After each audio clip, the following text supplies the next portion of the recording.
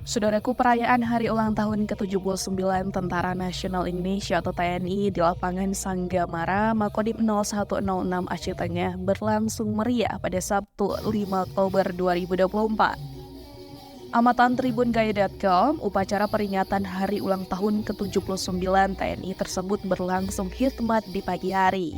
Dilanjutkan penampilan pemenang lomba PBB dan marching band oleh siswa-siswi Aceh Tengah. Salah satu penampilan yang paling ditunggu-tunggu yaitu penampilan reok Ponorogo dari masyarakat suku Jawa di Kecamatan Jagung Jeget, Aceh Tengah.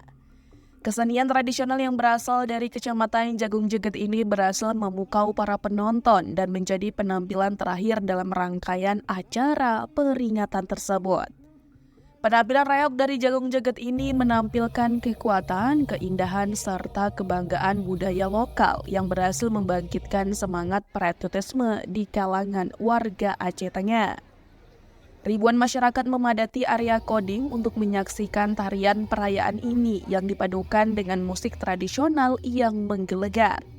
Dalam suasana yang penuh keakraban, para prajurit TNI terlihat bersemangat mengikuti gerakan dinamis tarian reok Jagung Jeget.